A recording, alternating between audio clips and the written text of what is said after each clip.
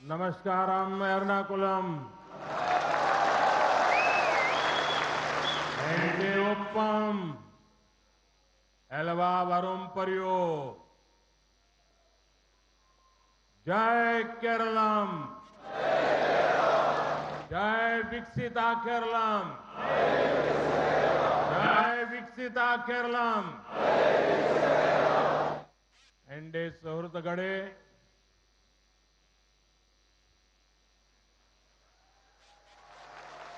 केरला को केरलम के रूप में जाना जाए, ये आपके दिल की आवाज थी। मुझे बहुत गर्व है, अब पूरा देश और दुनिया इस महान राज्य को केरलम कहकर पुकार रहा है।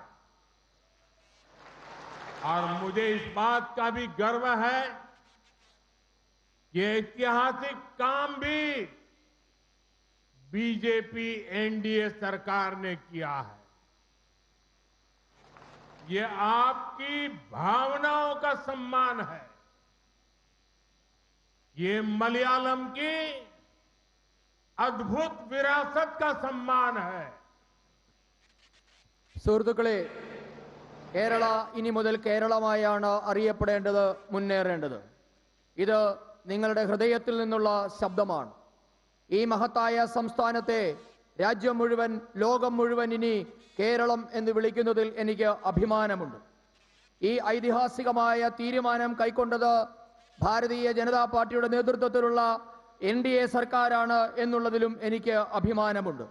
ഇത് നിങ്ങളുടെ വികാരങ്ങൾക്കുള്ള അംഗീകാരമാണ്, മലയാളത്തിന്റെ महत्ताय पारंपरियतिनुल्ला अंगीकारमाण. एनडीए सौहृदगढ़े 21वीं सदी का ये समय केरलम के लिए बहुत अहम समय है। एक ऐसा समय है जब केरलम को नया भविष्य चाहिए, नई शुरुआत चाहिए।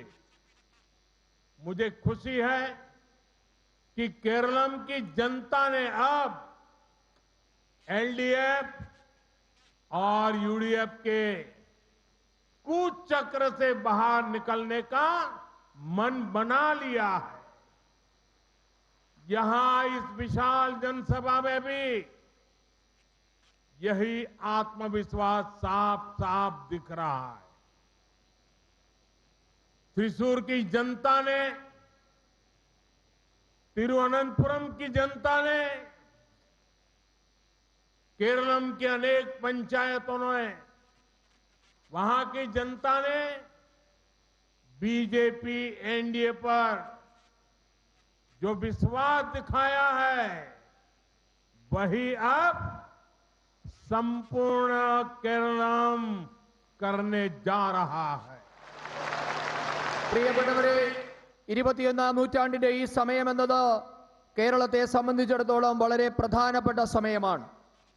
കേരളത്തിന് പുതിയ ഒരു ഭാവി ഉണ്ടാകേണ്ട സമയമാണ് ഇത്. കേരളത്തിന് ഒരു പുതിയ തുടക്കം ആവശ്യമായ സമയമാണ് ഇത്. കേരളത്തിലെ ജനത ഇടത് വലത് അവിശുദ്ധ കൂട്ടുകെട്ടിന്റെ രാഷ്ട്രീയത്തിൽ നിന്ന് പുറത്തു വരാൻ മാനസികമായി തയ്യാറെടുത്തിരിക്കുന്ന സമയമാണ് ഇത് എന്നതിൽ എനിക്ക് ഏറെ സന്തോഷമുണ്ട്. ഇവിടെ കൂടിയിരിക്കുന്ന ഈ വൻജനാവലിയുടെ മുഖത്തും ആ ആത്മവിശ്വാസം വ്യക്തമായി കാണാനാകുന്നുണ്ട്. തൃശൂരിലെ ജനത, തിരുവനന്തപുരത്തെ ജനങ്ങൾ, കേരളത്തിലെ നിരവധി പഞ്ചായത്തുകളിലെ ജനങ്ങൾ, ഇവരൊക്കെ ബിജെപിയിലും എൻഡിഎയിലും അർപ്പിച്ച വിശ്വാസം മുഴുവൻ കേരളവും അതേപോലെ തന്നെ എൻഡിഎയിൽ വിശ്വാസം അർപ്പിക്കാൻ പോവുകയാണ്. एनडीए सौहृदगढ़े केरलम के पास नेचर है, कल्चर है, टैलेंट है, टेक्नोलॉजी है और विशाल सागर का आशीर्वाद भी है। इतना सारा सामर्थ्य होने के बावजूद केरलम का विकास उस गति से नहीं हुआ जैसा होना चाहिए था। कभी एलडीएफ सरकार, कभी यूडीएफ सरकार के पैटर्न ने केरलम का बहुत नुकसान किया है। इन दोनों ग्रुपों को लगता है कि 5-10 साल बाद उनकी ही बारी आएगी, इसलिए वो केरलम के विकास के लिए मेहनत नहीं करते। यही पैटर्न केरलम में करप्शन का कारण है, इसलिए यहां डेवलपमेंट के प्रोजेक्ट रोके जाते हैं। പ്രിയപ്പെട്ട സുഹൃത്തുക്കളെ, നമ്മുടെ കേരളത്തിന് മനോഹരമായ ഒരു ഭൂപ്രദേശമുണ്ട്, കാലാവസ്ഥയുണ്ട്, മഹത്തായ സംസ്കാരമുണ്ട്, കഴിവുള്ള ജനതയുണ്ട്, സാങ്കേതിക വിദ്യയിൽ നമ്മൾ അഗ്രഗണ്യരാണ്. നമുക്ക് വിശാലമായ കടൽ തീരം കൊണ്ട് അനുഗ്രഹീതരായ ജനതയാണ് നമ്മൾ. പക്ഷേ ഇത്രയേറെ പ്രത്യേകതകളും കഴിവുകളും ഉണ്ടായിട്ടും കേരളം അർഹിക്കുന്ന തരത്തിലുള്ള വികസനം മാത്രം, കേരളത്തിന് ഉണ്ടാകേണ്ട വികസനം മാത്രം ഇതുവരെ ഉണ്ടായിട്ടില്ല. ഇതിന് കാരണം കേരളം മാറി മാറി ഭരിച്ച രണ്ട് മുന്നണികളുമാണ്. മാറി മാറി ഭരിച്ച ഇടത് വലത് സർക്കാരുകളുടെ നയം മൂലം കേരളത്തിന് വലിയ നഷ്ടമാണ് ഉണ്ടായിട്ടുള്ളത്. 5-10 വർഷം കഴിയുമ്പോൾ ഞങ്ങളുടെ അവസരം വരുമെന്നാണ് രണ്ട് മുന്നണികളും ഒരുപോലെ കരുതുന്നത്. അതുകൊണ്ടാണ് അവർ കേരളത്തിന്റെ വികസനത്തിനായി പ്രയത്നിക്കാൻ തയ്യാറാകാത്തത്. ഈ പാറ്റേൺ കേരളത്തിന്റെ അഴിമതിക്ക് കാരണമാണ്. അതുകൊണ്ട് കേരളത്തിന്റെ വികസന പദ്ധതികൾ തടസ്സപ്പെട്ടിരിക്കുകയാണ്. एनडीए छत्तीसगढ़ केरलम के तेज विकास के लिए इस पैटर्न को तोड़ना जरूरी है। इसलिए इस बार आप यहां बीजेपी एनडीए सरकार बनाइए। आपने कांग्रेस और लेफ्ट को 70 साल से अधिक दिए हैं। अब बीजेपी एनडीए को अगले 5 साल सेवा करने का मौका दीजिए। आपको विकसित केरलम की शानदार झलक दिखने मिलेगी। आपके पास मोदी की गारंटी है, जो अब तक नहीं बदला, अब बदलेगा। अब केरलम आगे बढ़ेगा। मारा तजमारुम इनी केरलम वलारुम। പ്രിയപ്പെട്ടവരെ, കേരളത്തിന്റെ അതിവേഗ വികസനത്തിന് ഈ രണ്ട് മുന്നണികളും മാറി മാറി അധികാരത്തിൽ വരുന്ന രീതി അവസാനിപ്പിക്കേണ്ടതുണ്ട്. അതുകൊണ്ട് ഞാൻ കേരളത്തിലെ ജനങ്ങളോട് അഭ്യർത്ഥിക്കുന്നു, ഇത്തവണ നിങ്ങൾ ഭാരതീയ ജനതാ പാർട്ടി നേതൃത്വം നൽകുന്ന എൻഡിഎ സർക്കാരിനെ അധികാരത്തിലേറ്റണം. ഇടതുപക്ഷത്തിനും കോൺഗ്രസിനും നിങ്ങൾ 70 വർഷത്തിലധികം സമയം നൽകി. അടുത്ത 5 വർഷം ദേശീയ ജനാധിപത്യ സഖ്യത്തിന് അവസരം നൽകിയാൽ വികസിത കേരളം എന്ന അത്ഭുതകരമായ മനോഹരമായ കാഴ്ച നിങ്ങൾക്ക് കാണാൻ സാധിക്കും. ഇത് മോദിയുടെ ഗ്യാരണ്ടിയാണ്. ഇതുവരെ മാറാത്തത് മാറ്റിയതിന് മോദിയുടെ ഗ്യാരണ്ടി നിങ്ങളുടെ മുൻപാകെയുണ്ട്. ഞാൻ നിങ്ങളോട് പറയുന്നു, ഇനി കേരളവും മാറും, മാറാത്തതും മാറും, ഇനി കേരളവും വളരും. एनडीए छत्तीसगढ़ आज मैं विकसित केरलम के लिए बीजेपी एनडीए के रोड मैप को आपसे साझा करने आया हूं। बीजेपी एनडीए का विजन है वेलनेस और टूरिज्म के लिए केरलम फर्स्ट चॉइस हो,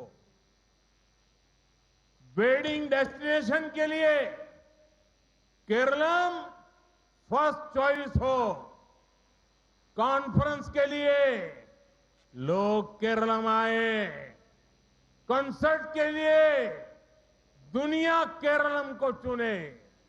इसके लिए जरूरी है केरलम का इंफ्रास्ट्रक्चर आधुनिक हो, केंद्र सरकार जो प्रोजेक्ट दे रही है वो बिना रुकावट पूरे हो।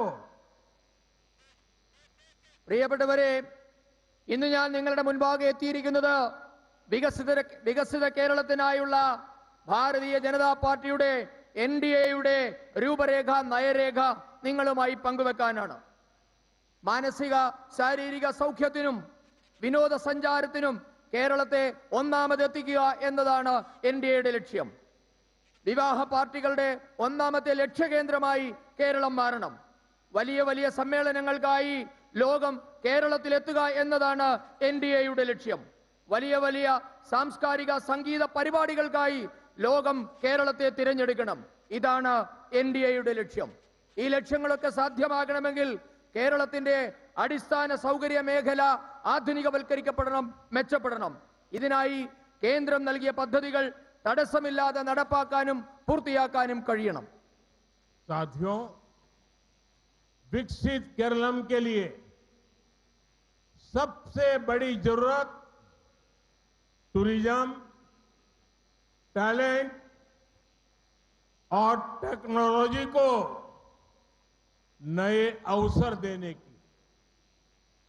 लेकिन 21st सेंचुरी के पहले 25 साल में एलडीएफ और यूडीएफ ने केरलम को युवा शक्ति से वंचित कर दिया है और कांग्रेस को तो केरलम के युवाओं पर, देश के युवाओं के सामर्थ्य पर भरोसा ही नहीं है। केरलम के लोगों ने तो देखा है कि कांग्रेस के युवराज को ये भी नहीं पता कि भारत के युवा आज ड्रोन मैन्युफैक्चरिंग में कितनी कमाल कर रहे हैं। कांग्रेस के नेता को ये भी नहीं पता कि भारत में आज अनेक कंपनियां ड्रोन बना रही हैं। उनको ये भी नहीं पता कि केरलम के ही युवा स्टार्टअप ड्रोन बना रहे हैं, जो सिर्फ अपने छोटे से दायरे में ही सिमटा हो। उसको देश का विकास नहीं दिखाई देगा, उसे केरलम के युवाओं का सामर्थ्य समझ ही नहीं आएगा। പ്രിയപ്പെട്ടവരെ, വികസിത കേരളം സാധ്യമാകണമെങ്കിൽ ഏറ്റവും അത്യാവശ്യമായിട്ടുള്ളത് വിനോദസഞ്ചാര മേഖലയിൽ യുവാക്കളുടെ കഴിവ്, സാങ്കേതിക വിദ്യ എന്നീ മേഖലകളിലൊക്കെ പുതിയ അവസരങ്ങൾ ഉണ്ടാവുക എന്നതാണ്. എന്നാൽ ഈ നൂറ്റാണ്ടിന്റെ ആദ്യ നൂറ്റാണ്ടുകൾ 25 വർഷം ഇടതു വലതു മുന്നണികൾ കേരളത്തിലെ യുവാക്കളെ വഞ്ചിക്കുകയായിരുന്നു. കോൺഗ്രസിനാകട്ടെ കേരളത്തിലെ എന്ന് മാത്രമല്ല രാജ്യത്തെ യുവാക്കളുടെ കഴിവിൽ വിശ്വാസം പോലും ഇല്ലാതായി മാറിയിരിക്കുന്നു. ഭാരതത്തിലെ യുവാക്കൾക്ക് ഡ്രോൺ നിർമ്മാണത്തിൽ എത്രമാത്രം വൈദഗ്ധ്യമുണ്ടെന്ന കാര്യം പോലും കോൺഗ്രസിന്റെ യുവരാജാവിന് അറിയില്ല എന്ന് നാം കണ്ടു കഴിഞ്ഞു. ഡ്രോൺ നിർമ്മിക്കുന്ന കാര്യത്തിൽ നിരവധി കമ്പനികൾ ഭാരതത്തിൽ ഉണ്ടെന്ന കാര്യം പോലും ഈ കോൺഗ്രസ് നേതാവിന് അറിയില്ല.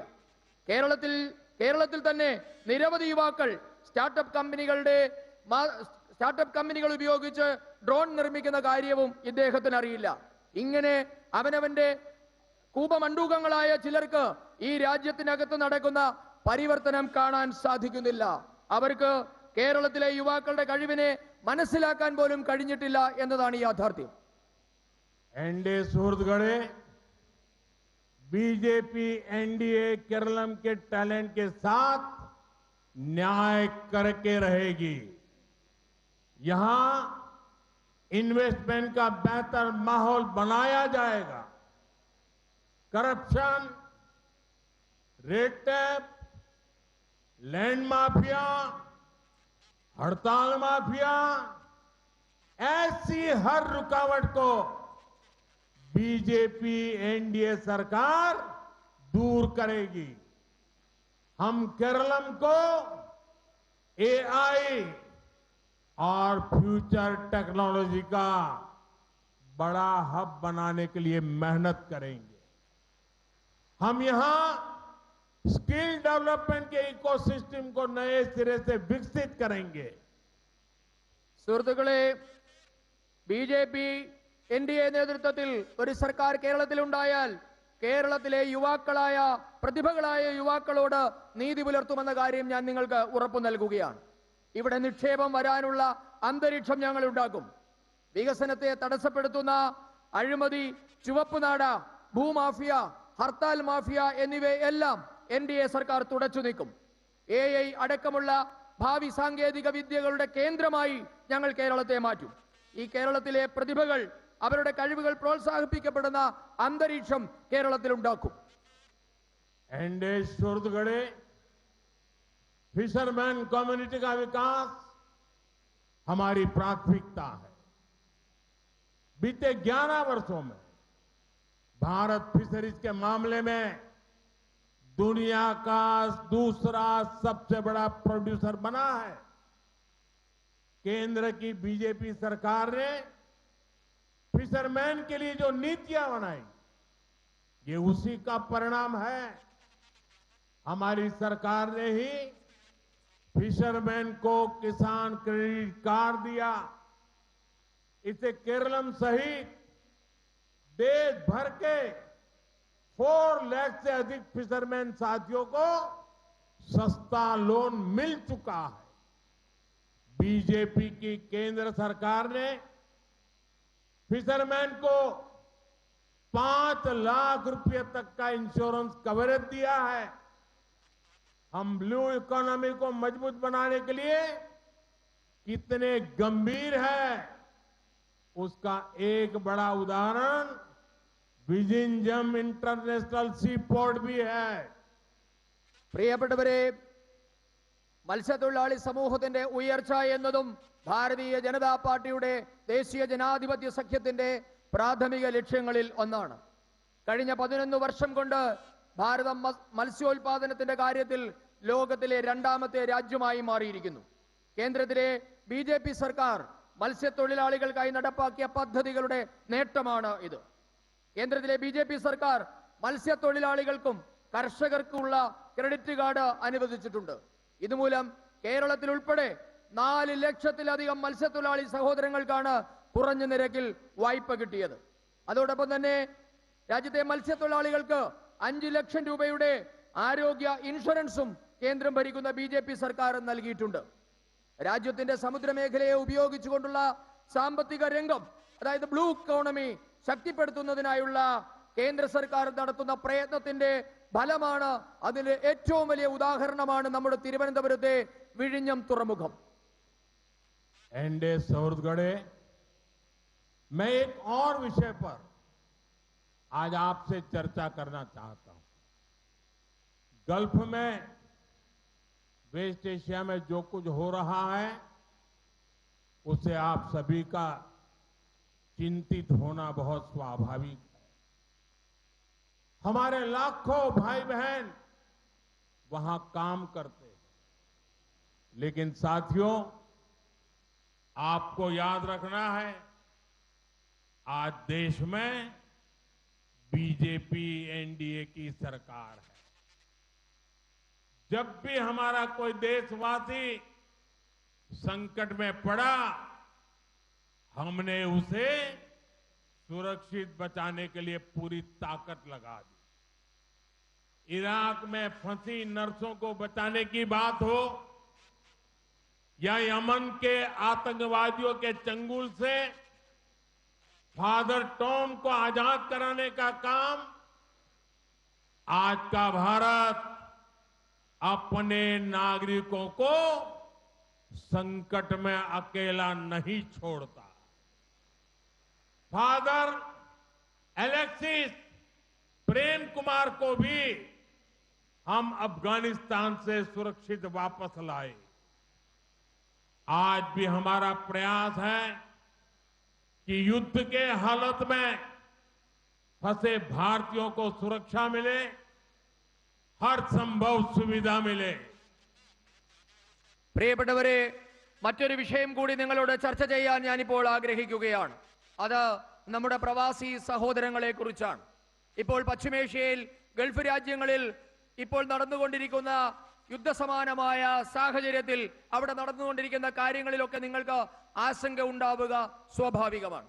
കാരണം നമ്മുടെ ലക്ഷക്കണക്കിന് സഹോദരീ സഹോദരന്മാരാണ് അവിടെ ജോലി ചെയ്യുന്നത്. എന്നാൽ നിങ്ങൾ ഒരു കാര്യം ഓർക്കണം, ഇന്ന് രാജ്യം ഭരിക്കുന്നത് ഭാരതീയ ജനതാ പാർട്ടി നേതൃത്വം നൽകുന്ന ദേശീയ ജനാധിപത്യ സഖ്യമാണ്.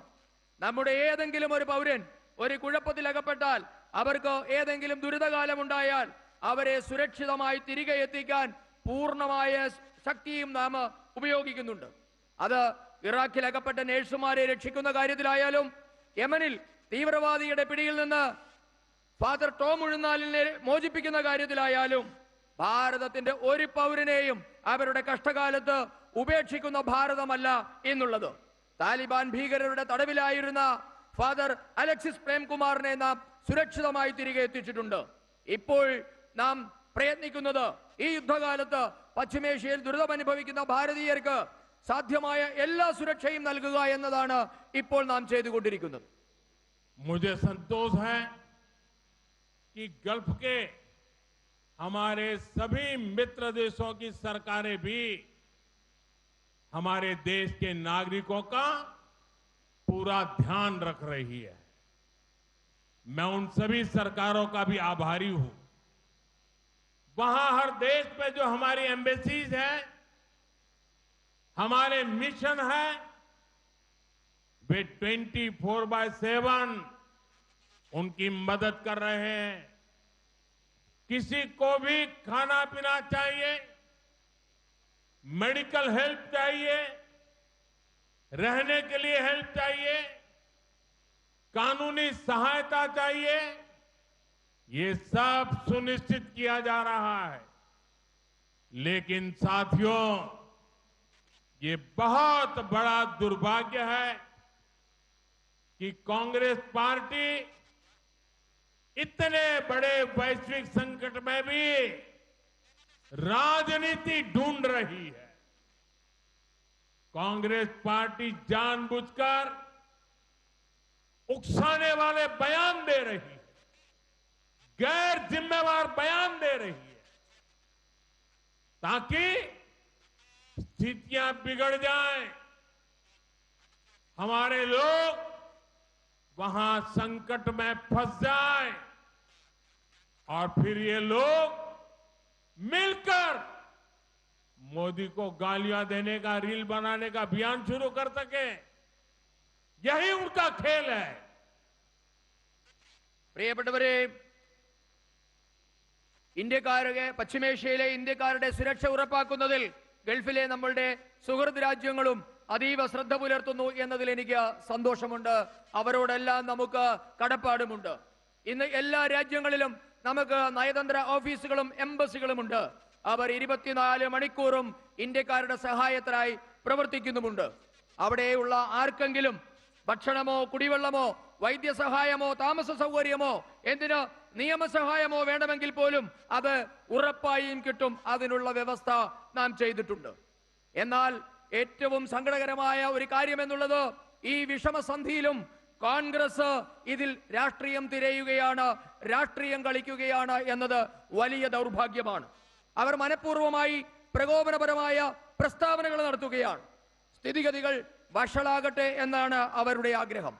നമ്മുടെ സഹോദരങ്ങൾ പ്രയാസത്തിലകപ്പെട്ടാലും അവർക്ക് ദുരിതമുണ്ടായാലും നരേന്ദ്രമോദിയെ വിമർശിക്കാനുള്ള അവസരം കിട്ടുമോ, മോദിയെ വിമർശിച്ച് റീൽസ് ചെയ്യാനുള്ള അവസരമുണ്ടാകുമോ എന്നാണ് നോക്കുന്നത്. അതാണ് രണ്ടു കൂട്ടരുടെയും ലക്ഷ്യം. एनडीए सौहृदगढ़े गल्फ में चल रहे युद्ध में हमें आत्मनिर्भरता का महत्व भी फिर से समझाया है. एनर्जी हो या फिर अन्य सेक्टर, भारत हर क्षेत्र में आत्मनिर्भर बनने का प्रयास कर रहा है.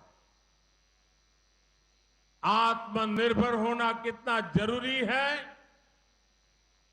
ये हमने कोरोना के दौर में देखा है,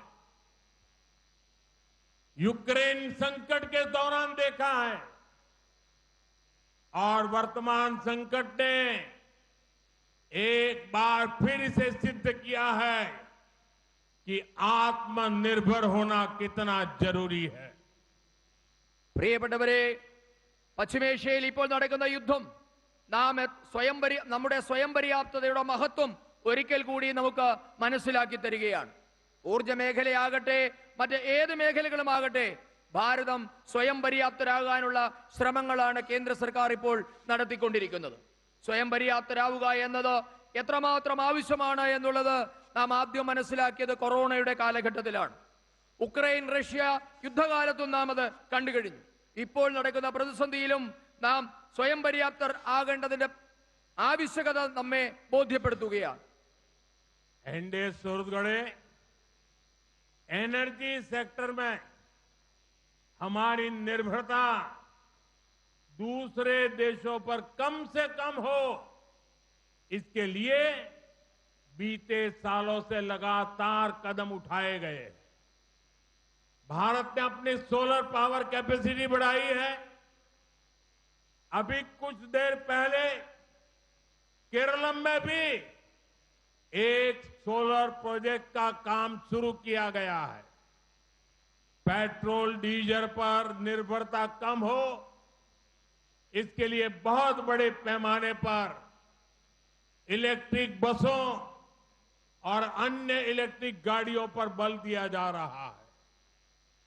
रेलवे का 100% इलेक्ट्रिफिकेशन किया जा रहा है। പ്രിയപ്പെട്ടവരെ, ഊർജ മേഖലയിൽ നാം മറ്റു രാജ്യങ്ങളെ ആശ്രയിക്കുന്നത് തുലോം കുറവാണ്. ഇതിനായി കേന്ദ്ര സർക്കാർ നിരന്തരമായ നടപടികൾ കഴിഞ്ഞ കുറെ കാലമായി സ്വീകരിച്ചതിന്റെ ഫലമാണ് ഇത്. നാം നമ്മുടെ സൗരോർജ ശേഷി എന്ന് പല മടങ്ങ് കൂട്ടിയിട്ടുണ്ട്. അല്പസമയം മുൻപാണ് കേരളത്തിലും ഒരു സൗരോർജ പദ്ധതിയുടെ പ്രവർത്തനത്തിന് തുടക്കം കുറിച്ചത്. എന്നാൽ പെട്രോൾ ഡീസൽ മേഖലയിൽ നമ്മുടെ സ്വയം പര്യാപ്തത അല്പം കുറവാണെങ്കിലും നാം ഇന്ന് ഇലക്ട്രിക് ബസ്സുകളും മറ്റു വാഹനങ്ങളും വലിയ തോതിൽ നിരത്തിലിറക്കി അതിനെ മറികടക്കുകയാണ്. നാം ഇലക്ട്രിക് ബസ്സുകളെ പ്രോത്സാഹിപ്പിക്കുകയാണ്.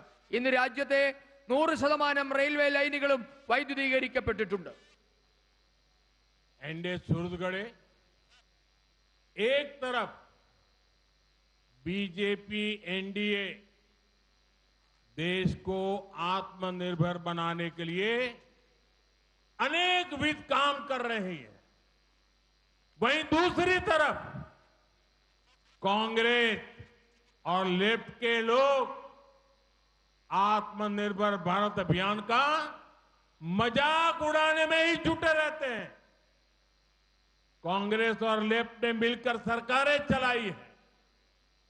इन्होंने देश को विदेशों पर ज्यादा से ज्यादा निर्भर ही बनाया है।